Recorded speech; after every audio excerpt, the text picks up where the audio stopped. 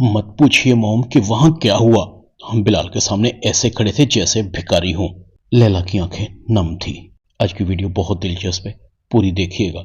Channel को subscribe नहीं किया तो सब्सक्राइब जरूर कर लीजिएगा। तैमूर की आंखों में सिर्फ ईमान का चेहरा था। वो लाव वाली लड़की लग ही नहीं रही थी। इस रूप में तो वो और भी खूबसूरत लग रही थी। वो यहां तक कैसे पहुंची, मेरी नजरों से कैसे बच गई? मुझे किसने बेवकूफ बनाया? मिली भी तो कहां जाकर? लड़की हो तो ईमान जैसी।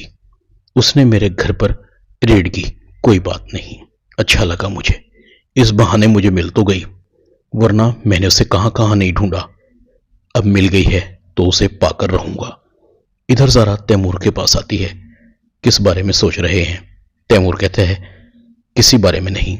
ज़ारा कहती है मुझे पता है आप जरूर ईमान के बारे में सोच रहे होंगे। अगर उसने अपनी इंसल्ट का बदला लेने का सोच लिया तो आप कैसे बचेंगे? तैमूर ज़ारा की तरफ देखता है। तुम अपने शौहर को कमजोर समझती हो, जो सच है वो सच है।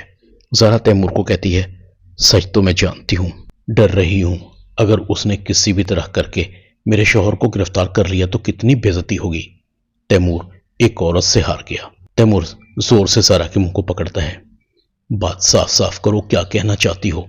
पहेलियां मत भिजवाओ। तुम अच्छी तरह जानती हो कि ईमान ने मुझ पर इल्जाम लगाया था। इधर आहद लैला को कहता है बहुत इंसल्ट हुई है हमारी, सारी गलती मेरी है। जब एक बार पहले फार्म हाउस पर मिसमैनेजमेंट हो गई थी तो दूसरी बार हमें वहां पार्टी रखनी ही नहीं चाहिए थी। मेहमानों के सामने हमारी बहुत बेइज्जती हुई है। मैंने तुम्हें कहा था नोट्स को इग्नोर मत करो, सीरियस एलिगेशन है। लैला कहती है एलिगेशन इतना भी सीरियस नहीं था।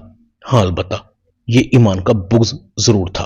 मैं तो हैरान हूं, इतने छोटे शहर से आई लड़की इतनी बड़ी पोस्ट पर कैसे पहुंच गई? आहद कहता है मेहनत से। उसे देखकर तो मेरी निगाहें ही झुक गई थी। उसका सामना नहीं कर पा रहा था मैं। ऐसे लगता था जैसे उसने बहुत बड़ी बाजी मार ली हो। मुझे अपना आप छोटा महसूस हो रहा था। तैमूर की आवाज आती है फिक्र क्यों करते हो? भूल जाओ कि क्या हुआ है। ऐसे मौके जिंदगी का हिस्सा हैं, उनको दिल पर लगाने से जिंदगी खत्म नहीं होती। परेशान मत हो, मैं सब देख लूंगा। ईमान हमसे माफी मांगेगी बहुत जल्द। मैं उसकी रिपोर्ट डीसी को करूंगा। समझती क्या है वो अपने आप को? तैयार रहना, हम सब साथ चलेंगे। बिलाल, लैला, तैमूर, ज़ारा सब ईमान के रवैये की शिकायत करने के लिए डीसी ऑफिस पहुंच जाते हैं। तैमूर एहलकार को कहता है हमें डीसी साहब से मिलना है, उन्हें बताएं साथ में हमारी फैमिली भी है। लैला की नजर कमरे के बाहर लगी नेम प्लेट पर पड़ती है जहां बिलाल का नाम लिखा हुआ था। बिलाल को पता लगता है कि तैमूर, ज़ारा और लैला आए हैं। बिलाल एहलकार के जरिए उनको इंतजार करने का कह देता है। लैला, तैमूर और आहद को इंतजार करते हुए घंटों गुजर गए। तैमूर एहलकार को कहता है तुमने साहब को इतला दी? एहलकार कहता है जी, मगर साहब अभी मसरूफ हैं।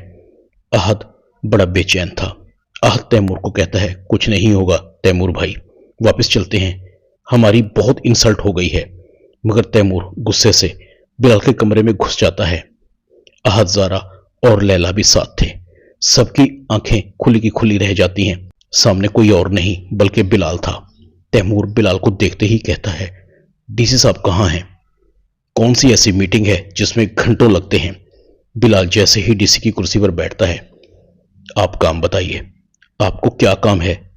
लैला बिलाल की तरफ देख रही थी, मगर बिलाल लैला के लिए इतना अजनबी था कि उसने एक नजर भी लैला पर नहीं डाली। लैला बार बार बिलाल को देख रही थी। ज़ारा की आंखों में चमक थी। आहद की नजरें झुकी हुई थी। आहद मामले की नजाकत को समझ चुका था। सरप्राइज पर सरप्राइज। बिलाल कहता है बोलिए क्या काम है आप लोगों को, मैं आपकी क्या मदद कर सकता हूं? तैमूर की जुबान से एक लफ्ज भी अदा नहीं हो रहा था।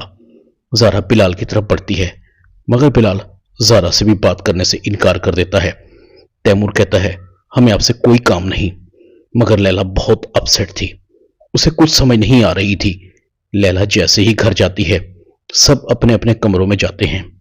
तैमूर की मां तैमूर से पूछती है क्या हुआ तैमूर, तुम सबके मुंह क्यों उतरे हुए हैं? तैमूर अपने कमरे में चला जाता है। ज़ारा कहती है ताई अम्मी, आज तो डीसी साहब से मिलकर बहुत मजा आया। पूछेंगी नहीं आप कि डीसी साहब कौन थे? बिलाल था मेरा भाई, वही बिलाल जिसे आप लोगों ने नकारा समझकर कूड़ेदान में फेंका हुआ था। खुदा की कुदरत तो देखिए। ज़ारा की सास के मुंह में उंगलियां थी। मुसरत लैला को कहती है, मुझे बताओ तो सही, डीसी साहब ने क्या कहा? लैला कहती है, मॉम, डीसी कोई और नहीं, बिलाल था। मुसरत हैरान होती है, तुम्हें गलतफहमी तो नहीं हुई? लैला कहती है, गलतफहमी नहीं, मुझसे भूल हो गई है मॉम, मैंने ब्लंडर कर दिया है। वो बिलाल लग ही नहीं रहा था। हमें उसके सामने अपनी औकात 2 कौड़ी की लग रही थी। हम उसके सामने ऐसे खड़े हुए थे जैसे भिखारी खड़े हों। मुसरत सर पकड़कर बैठ जाती है। ईमान का बाप ईमान को बताता है, बेटा कभी भूल कर भी बिलाल के बारे में गलत मत सोच लेना। जब तुम कराची में पढ़ रही थी तो हम यहाँ अकेले थे, जानती हो यहाँ हमारा ख्याल कौन रख रहा था? ईमान कहती है, कौन अब्बा? ईमान का बाप कहता है, बिलाल। बिलाल बहुत अच्छा लड़का है। उसने तुम्हारे और हमारे रास्ते के वो कांटे भी चुने हैं जो हमें खुद चुनने चाहिए थे, लेकिन उसने किसी अपने से भी ज्यादा मुखलिसपन का मुजाहरा किया था। फरिश्ता है, किसी भी तरह करके अपनी गलतफहमियां दूर कर लेना। ईमान कहती है, मैं तो उनसे माफी मांगना चाहती हूं, मगर वो मुझे मौका तो दें। ईमान का बाप कहता है, इसका मतलब साफ है, वो तुम्हें शर्मिंदा नहीं करना चाहता, और तुम जानती हो कि शर्मिंदा उनको नहीं किया जाता जिनसे मोहब्बत की जाती है। मैं बिलाल के बारे में और भी बहुत कुछ जानता हूं जो तुम नहीं जानती। ईमान कहती है, अब्बा आप मुझसे कुछ छुपा रहे हैं। ईमान का बाप कहता है, तुम्हारे जानने के लिए इतना ही काफी है। वो तुम्हारे कराची जाने से पहले ही सीएसएस का इम्तिहान पास कर चुका था। जब वो अपनी सर्विस के सिलसिले में इस्लामाबाद था तो मेरी जरा सी कॉल पर टेंडो आदम आ जाता था। ईमान कहती, अब्बा आपने मुझे ये बताकर और भी परेशान कर दिया। ईमान का बाप कहता है, तुम्हारी कराची में जॉब, रिहाइश, सबका बंदोबस्त बिलाल ने ही किया था। ये सब सुनकर ईमान की आंखों में आंसू आ जाते हैं। मैं कितनी बेवफा और संगदिल हूं, अपने मोहसिन के बारे में गलत सोचती रही। मैडम ने भी मुझे कभी नहीं बताया कि मेरा रेफरेंस कराची यूनिवर्सिटी का एग्जामिनर नहीं बल्कि बिलाल था। मैं बिलाल के एहसानों तले इतनी दबी हुई हूं, अगर उठना भी चाहूं तो कभी नहीं उठ सकती।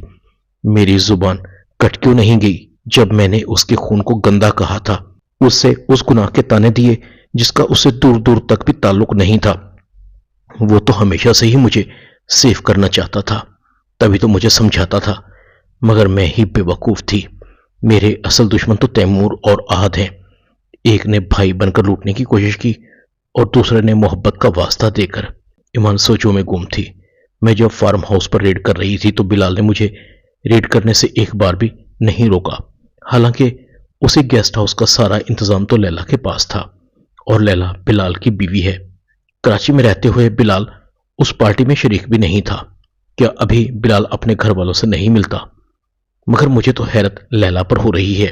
अब बिलाल जिस ओहदे पर पहुंच चुका है, ये ओहदा तो ऐसा है कि उसकी बीवी अपने शोहर के इस स्टेटस पर फख्र महसूस करती है। क्या बिलाल और लैला अभी भी एक दूसरे से अलग हैं? कहीं ऐसा तो नहीं कि ये दोनों हमेशा हमेशा के लिए एक दूसरे से अलग हो गए हों? मगर प्रॉपर्टी तो अभी भी बिलाल के नाम है। जब मैं लैला को गिरफ्तार करने का सोच रही थी तो बिलाल ने मुझे उसे गिरफ्तार करने से मना किया था। बिलाल की आवाज ईमान के कानों में उभरती है, अभी तुम नई हो और ये लोग ताकतवर हैं। पहले एक बार अपने आप को मनवा लो, फिर जो चाहे कर लेना, मैं तुम्हें नहीं रोकूंगा। ड्रामा नकाब में इतना ही। चैनल को सब्सक्राइब कर दें, वीडियो को लाइक कर दें और बेल आइकॉन के बटन को दबाकर ऑल पर क्लिक कर दें ताकि आपको मेरी नई आने वाली वीडियो को नोटिफिकेशन फौरन मिल सके। अपना ख्याल रखिएगा। अल्लाह हाफिज।